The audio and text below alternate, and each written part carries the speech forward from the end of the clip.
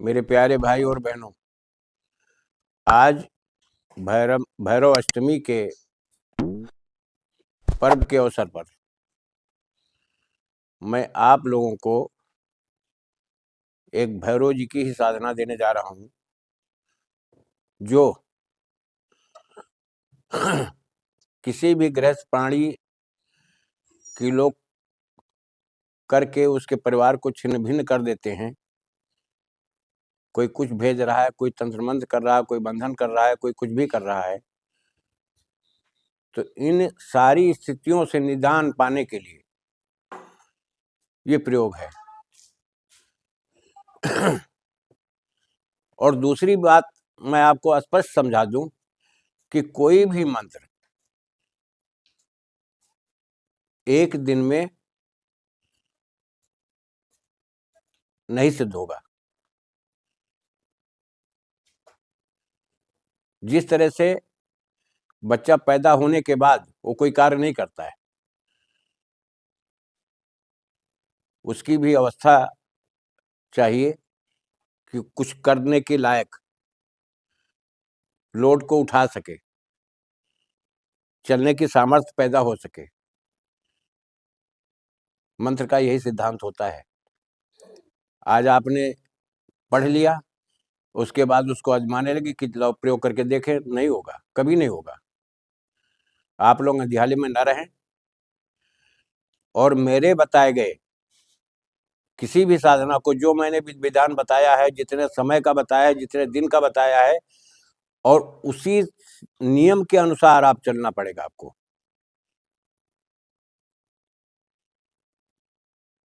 मेरी कोई भी साधना विफल नहीं जाएगी, इस चीज का ध्यान रखे रहो।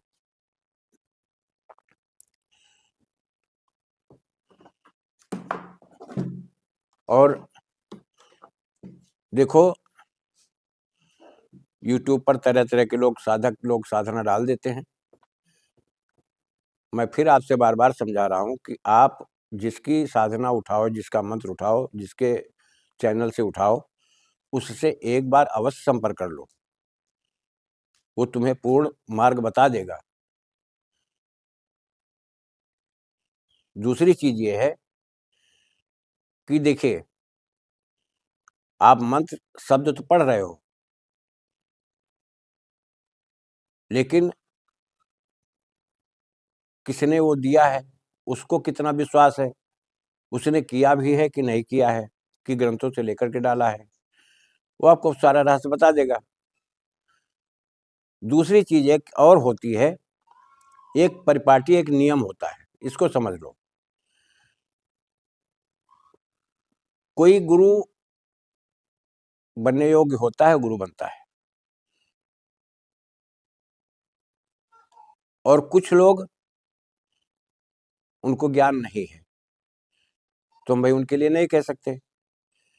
लेकिन जो भी वीडियो कोई डालता है तो उसको ज्ञान होगा, अवश्य होगा। आप उससे संपर्क करो, उसका वीडियो अगर मंत्र को लेकर चलना है तो उससे संपर्क करके तब आगे बढ़ पाओगे। क्योंकि गुरु का नियम एक होता है, गुरु शिष्य के बीच का एक दायरा है। उस नियम को पूर्णतया निभाने के लिए, जैसे कि मैं वीडियो डालता हूं,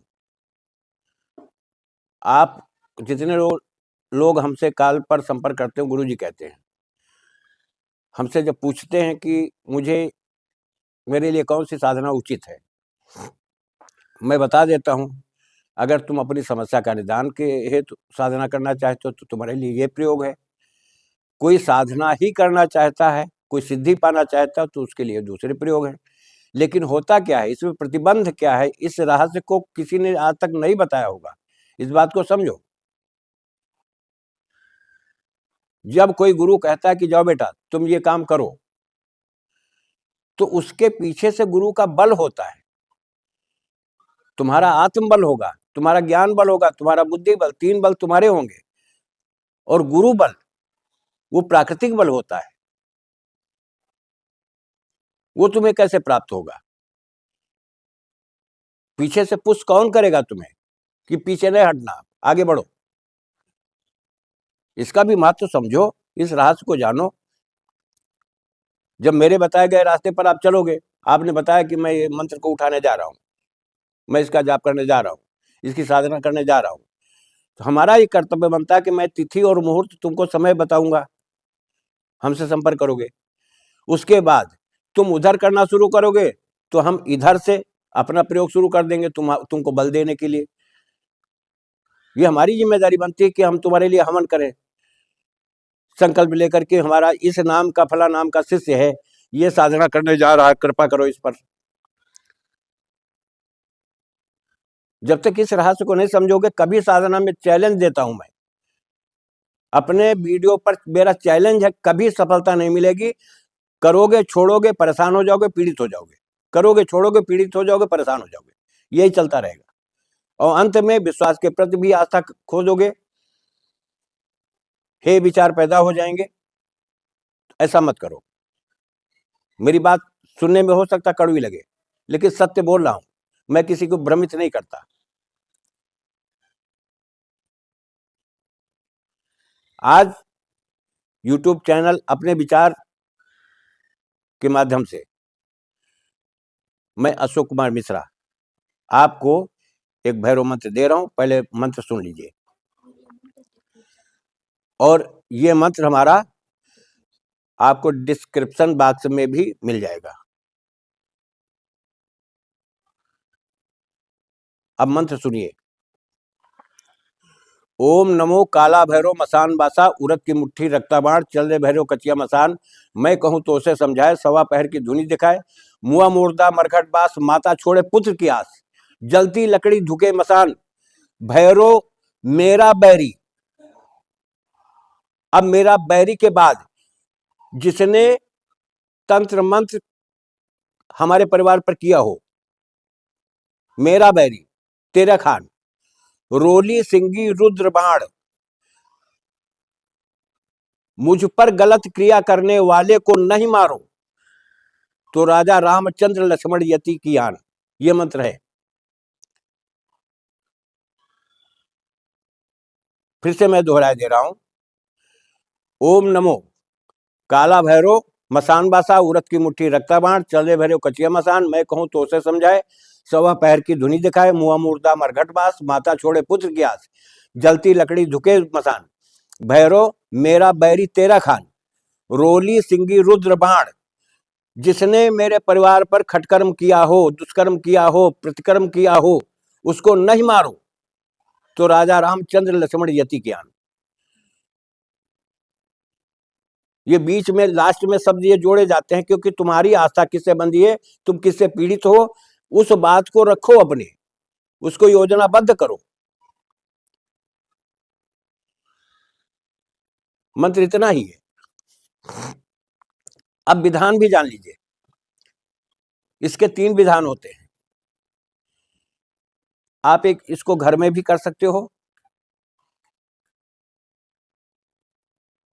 लेकिन ये अंगीठी वाला वो जो हवन कुंड चलता है इसमें नहीं होगा, ये जमीन पर ही तुमको, जमीन गड्ढा खोद करके ही तुमको हवन कुंड बनाना पड़ेगा। निर्माण इसको जमीन पर करो, लोहे के हवन कुंड में इसका हवन मत करना। पहली चीज, तुम्हारा स्थान निहित हो, एकांत में हो। ये साधना सौम्य भी है, उग्र भी है, दोनों चीजें हैं। अगर पहले इस मंत्र का जाप करते जाओ, नित्य प्रति 11 ही आहुति दो, 108 ही बार जाप करो, 11 आहुति देते जाओ।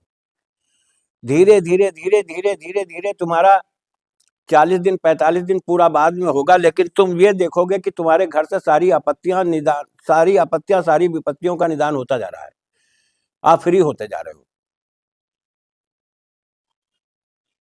दूसरा विधान, आप जंगल में जाकर कहीं पर स्वच्छ जगह साफ कर लीजिए, थोड़ी सी, जहां पर तुम्हें कोई डिस्टर्ब करने वाला ना हो, वहां पर दक्षिण की दिशा की तरफ मुंह करके इसको करो। हवन नित्य जाप करोगे, नित्य ही हवन देना पड़ेगा। घर में करोगे तो गुग्गुल, घी, शहद, इन 3 चीजों की आहुति देनी पड़ेगी। सुनसान जंगल में करते हो तब भी तुम्हारे लिए यही उचित है। तीसरा स्थान होता है श्मशान का। श्मशान, इसमें श्मशान की 2 क्रियाएं हैं। एक क्रिया ये है कि कोई जलती हुई चिता को छोड़कर चला गया, तो आप सूखे उड़द काले वाले लेकर जाइए और उसमें चाहे घी थोड़ा सा मिला करके ऐसे रगड़ लो उड़दों को, चाहे कड़वा तेल लगा लो। बाएं हाथ में कोई बर्तन में रख ले जाओ, थैली में ले जाओ, लेकिन एक मुट्ठी में ऐसे बाएं हाथ में ले लो और दाहिने हाथ से पढ़ करके चिता में ही फेंकना है आपको, आहुति चिता में ही देना है। देखिए फर्क इसमें ये होता है, जो चिता में आहुति दी जाती ऐसे नहीं दी जाती, फिर आपको फेंकना ही पड़ेगा। एक ये श्मशान का विधान है। लेकिन क्या है कि श्मशान का विधान मत करना, क्योंकि तुम एक को दे रहे हो, वहां पर नहीं मालूम कितनी चिताएं जली होंगी, नहीं मालूम कितनी अतृप्त आत्माएं घूम कर घेर करके खड़ी हो जाती जलती चिता को। ये भी रहस्य जान लीजिए। कुछ ऐसी आत्माएं होती हैं जो जलती हुई चिता का मांस खाती हैं।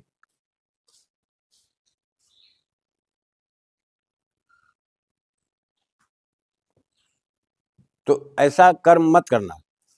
आप सात्विक कर्म, सौम्य कर्म में आ जाओ, सात्विक विधान में आ जाओ।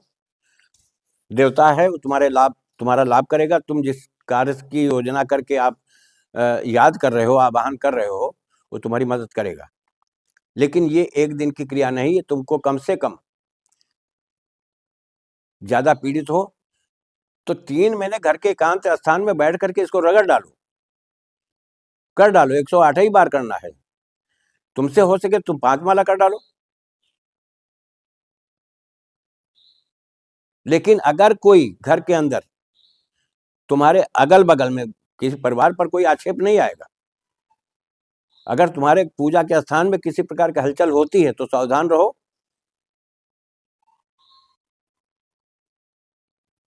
और तत्काल घर में कर रहे हो तो पान के ऊपर लौंग, इलायची, कपूर, अगर हलचल महसूस होने लगती है तो तत्काल जला दो। और भैरव जी की मूर्ति को सामने रखो, चाहे चित्र रखो चाहे मूर्ति रखो। आप इतना करो, करके देखो, लाभ उठाओ। ये विधान भी हो गया। मैं इसी के साथ अपने समस्त YouTube परिवार को नमस्कार, और हमेशा खुशहाल रहो। सभी मेरे यूट्यूबर खुशहाल रहें, सभी मेरे क्रिएटर्स खुशहाल रहें। माँ भगवती से यही प्रार्थना भोलेनाथ से है। मेरे जितने व्यूजर हैं वो भी हमेशा प्रसन्न रहें, खुशहाल रहें।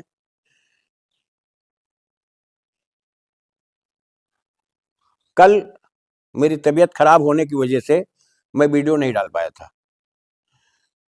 अगर आप लोग ज्यादा से ज्यादा शेयर करोगे, ज्यादा से ज्यादा शेयर करोगे, ज्यादा से ज्यादा लाइक करोगे, ज्यादा से सब्सक्राइब करोगे, तो मैं आप लोगों को चैलेंज के साथ अपने वीडियो पर बोल रहा हूं, मंदिर के अंदर बैठ करके बोल रहा हूं, ऐसी साधना करवा दूंगा, किसी के दरवाजे पर खटखटाने की जरूरत नहीं पड़ेगी आपको। मैं इसी के साथ अपनी वाणी को विराम देता हूं। जय राष्ट्र, जय भारत, वंदे मातरम।